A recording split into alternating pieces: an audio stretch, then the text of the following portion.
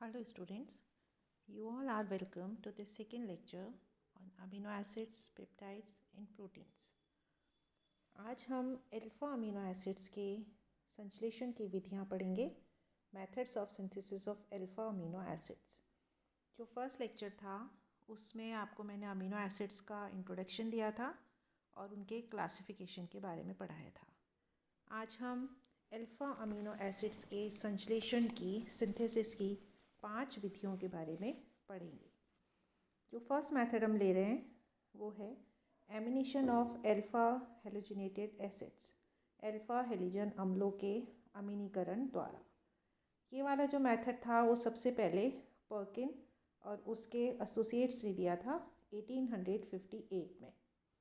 इस मेथड में हम अल्फा क्लोरो या ब्रोमो एसिड्स का रिएक्शन कॉन्सनट्रेटेड अमोनिया के साथ कराते हैं और इस रिएक्शन से प्रोडक्ट बनता है अल्फा अमीनो एसिड। ये रिएक्शन देखिए, ये है chloro acetic acid. Acetic acid के एक CH3 के एक हाइड्रोजन को हमने क्लोरो ग्रुप से रिप्लेस कर दिया तो ये बन गया अल्फा क्लोरो एसिटिक एसिड। इसका रिएक्शन अमोनिया के साथ कराते हैं, कॉन्सनट्रेटेड अमोनिया के साथ। Cl ग्रुप से Cl ग्रुप सब्सटीट्यूट हो जाता है NH2 ग्रुप से और प्रोडक्ट मिलता है अमीनो एसिटिक एसिड जो कि ग्लाइसिन है और एक अल्फा अमीनो एसिड है और साथ ही NH4Cl बनता है। तो इस तरीके से अल्फा हेलोजिनेटेड एसिड्स का एमिनीकरण करा के हम अल्फा अमीनो एसिड बना सकते हैं। सेकेंड मेथड है गैब्रियल्स थैलेमाइड सिंथेसिस, गैब्रियल थैलेमाइड संश्लेषण। जो ऊपर हमने मेथड पढ़ा था एमिनेशन कराने का अल्फा हेलोजन एसिड्स का, उससे अमीनो एसिड्स की यील्ड प्राप्ति बहुत अच्छी नहीं रहती है।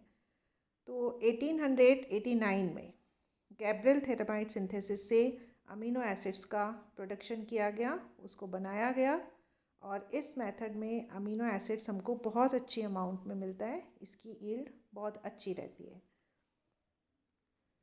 थैलेमाइड सिंथेसिस में पोटेशियम थैलेमाइड का रिएक्शन इथाइल क्लोरो एसीटेट से कराते हैं।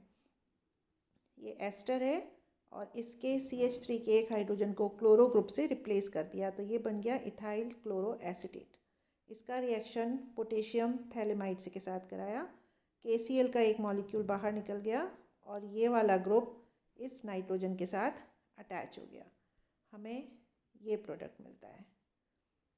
इसका NaOH के साथ हमने रिएक्शन कराया, NaOH के साथ रिएक्शन कराने से ये रिंग यहाँ से टूट जाती है, ये वाला ग्रुप COONA में कन्वर्ट हो जाता है और ये वाला जो ग्रुप है CO, यहाँ देखिए CONH, नाइट्रोजन के साथ हाइड्रोजन लग गया, CH2COONA और C2H5OH का एक मॉलिक्यूल ये वाला बाहर निकल जाता है, हमें मिला ये प्रोडक्ट। इसका हमने कराया हाइड्रोलिसिस, एसिड के साथ इसका हाइड्रोलिसिस कराने पर ये आपको ग्रुप दिखाया गया है, ये ग्रुप बाहर निकल जाता है, ये NH2 बन जाता है और COOH बन जाता है। प्रोडक्ट मिला ग्लाइसिन और थैलिक एसिड। इसे हम कहते हैं गैब्रियल्स थैलेमाइड संश्लेषण और इससे जो ये ग्लाइसिन बना अल्फा अमीनो एसिड, इसकी यील्ड बहुत अच्छी होती है, बहुत अच्छी मात्रा में हमको ये प्राप्त होता है। थर्ड मेथड हम ले रहे हैं स्ट्रैकर्स सिंथेसिस, स्ट्रैकर्स संश्लेषण। इस मेथड में किसी साइनोहाइड्रीन का एमिनेशन करवाते हैं और फिर उसका हाइड्रोलिसिस कराते हैं। फर्स्ट स्टेप है साइनोहाइड्रीन का एमिनेशन और सेकेंड स्टेप है उसका हाइड्रोलिसिस। प्रोडक्ट मिलता है अल्फा अमीनो एसिड। यहाँ देखिए, ये है एसिटल्डिहाइड। एसिटल्डिहाइड का रिएक्शन HCN के साथ जब कराया जाता है तो ये न्यूक्लियोफिलिक एडिशन रिएक्शन होता है और इस न्यूक्लियोफिलिक एडिशन रिएक्शन का प्रोडक्ट होता है साइनोहाइड्रीन। साइनोहाइड्रीन का रिएक्शन NH2 के साथ कराया, अमोनिया के साथ कराया, इसका एमिनेशन कराना है हमको।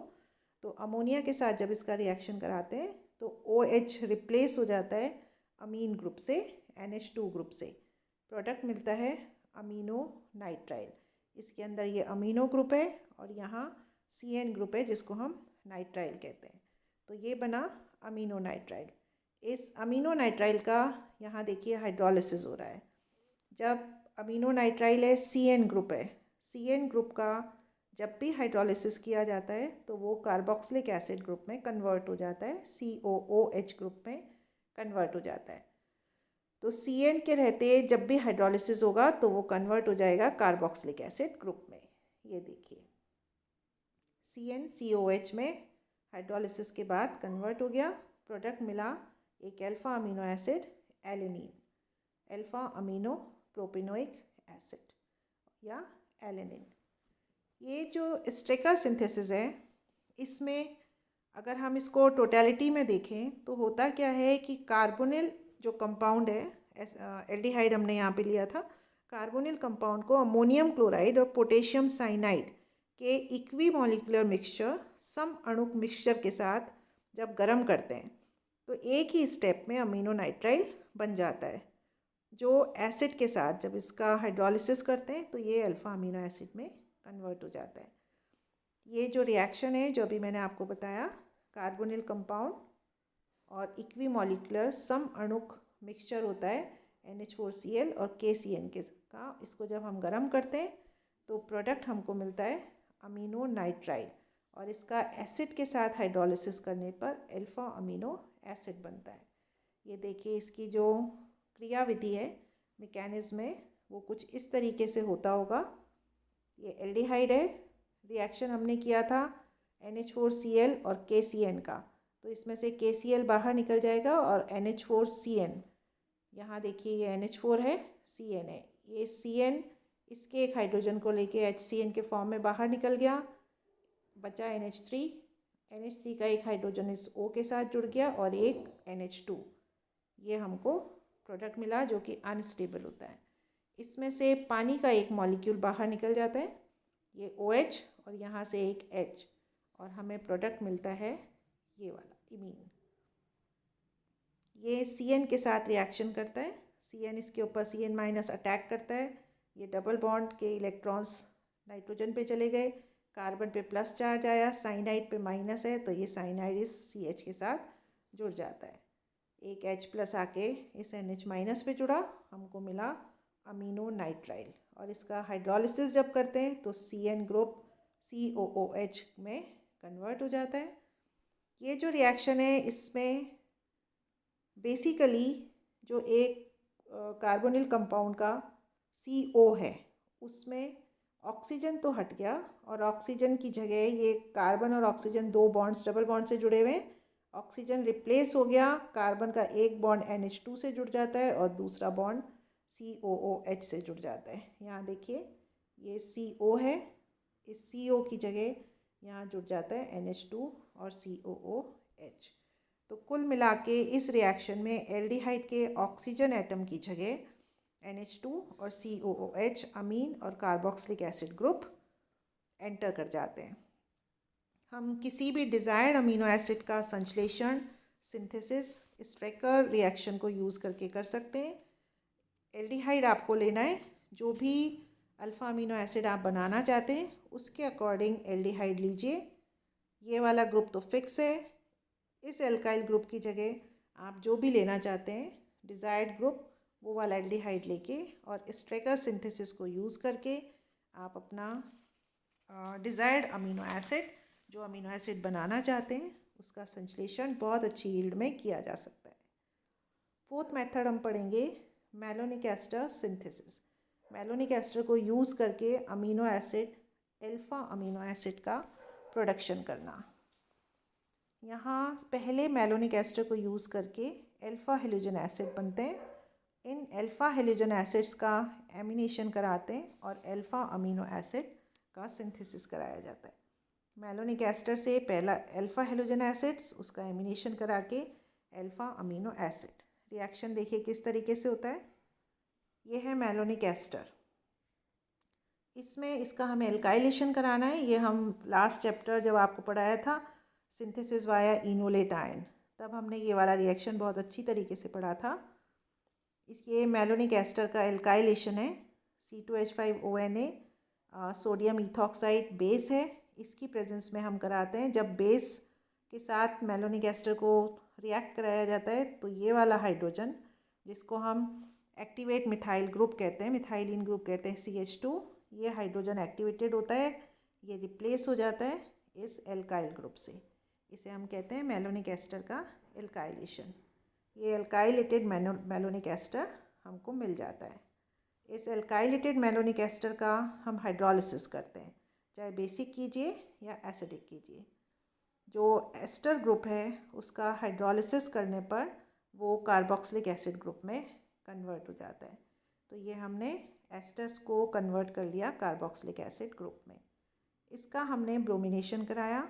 जब इसका ब्रोमिनेशन कराते हैं, ये वाला हाइड्रोजन भी एक्टिवेटेड हाइड्रोजन है, ये रिप्लेस हो जाता है ब्रोमीन से और हमें मिला अल्फ़ा हेलोजन एसिड। ये अल्फ़ा कार्बन के ऊपर हेलोजन जुड़ा हुआ है, इसलिए हम इसको अल्फ़ा हेलोजन एसिड कहते हैं। जब किसी सेम कार्बन से दो COOH carboxylic acid group attached होते हैं तो वो अनस्टेबल होते हैं। जब हम इसको गर्म करते हैं, एक ग्रुप कार्बन डाइऑक्साइड बन के बाहर निकल जाता है और हमें ये प्रोडक्ट मिला अल्फ़ा ब्रोमो एसिड। इसका हमने एमिनेशन कराया, एमिनीकरण कराया। यहाँ ये Br जुड़ा हुआ है। जब इसका एमिनेशन कराते हैं तो Br रिप्लेस हो जाता है NH2 ग्रुप से, हमें मिला अल्फ़ा अमीनो एसिड। तो इस तरह मेलोनिक एस्टर को यूज़ करके पहले हम बनाते हैं अल्फ़ा हेलोजन एसिड और उसके एमिनेशन से अल्फ़ा अमीनो एसिड। नेक्स्ट जो रिएक्शन हम पढ़ने जा रहे हैं वो है कर्टियस रिएक्शन। मेलोनिक एस्टर को यूज़ करके कर्टियस रिएक्शन से भी हम अल्फ़ा अमीनो एसिड का सिंथेसिस कर सकते हैं। यहाँ भी जो स्टार्टिंग मटेरियल है वो मेलोनिक एस्टर है। जो फर्स्ट स्टेप है वो सेम है। मेलोनिक एस्टर का एल्काइलेशन हमको करना है। सोडियम इथॉक्साइड बेस के प्रेजेंस में एक H की जगह R जुड़ जाएगा, ये एल्काइलेटेड मेलोनिक एस्टर बन गया। अब हम कर रहे हैं इसका हाइड्रोलिसिस। यहाँ देखिए, हमने 1 मोल KOH लिया। 1 मोल KOH लेने से सिर्फ एक ही ग्रुप का हाइड्रोलिसिस होगा। इस ग्रुप का हाइड्रोलिसिस हुआ और हमें ये प्रोडक्ट मिला। यहाँ अब एक स्पेशल रिएक्शन हो रहा है जिसे आपको अच्छे से समझना है। देखिए, जब एस्टर ग्रुप को हम हाइड्रोजीन के साथ और HNO2 के साथ रिएक्ट कराते हैं तो ये एस्टर ग्रुप एजाइड में कन्वर्ट हो जाता है। ये फर्स्ट स्टेप में हमने हाइड्रोजीन N2H4 जिसे आप NH2NH2 लिखते हैं, हाइड्रोजीन के साथ हमने रिएक्शन कराया, ये प्रोडक्ट मिला। और इसका जब HNO2 के साथ रिएक्शन कराते हैं तो ये एजाइड ग्रुप में कन्वर्ट हो जाता है। टोटल रिएक्शन है एस्टर को NH2 मतलब हाइड्रोजीन और HNO2 के साथ रिएक्शन कराने पे एजाइड बनता है। यहाँ बन गया एजाइड। इसका रिएक्शन हमने C2H5OH इथाइल अल्कोहल के साथ कराया। इस ग्रुप की जगह NHCOO C2H5 ग्रुप आ जाता है और इसका हाइड्रोलिसिस कराने पे ये NH2 और C2H5COOH एसिटिक एसिड में कन्वर्ट हो जाता है और प्रोडक्ट मिलता है अल्फ़ा अमीनो एसिड। तो इस तरह कर्टियस रिएक्शन को यूज़ करके भी हम मेलोनिक एस्टर से स्टार्ट करके अल्फ़ा अमीनो एसिड का संश्लेषण सिंथेसिस कर सकते हैं। आज हमने अल्फ़ा अमीनो एसिड बनाने की 5 मेथड्स के बारे में पढ़ा। जो नेक्स्ट हमारा लेक्चर होगा उसमें हम कुछ और विधियां पढ़ेंगे जिससे हम अल्फ़ा अमीनो एसिड्स का निर्माण कर सकते हैं, सिंथेसिस कर सकते हैं। Thank you.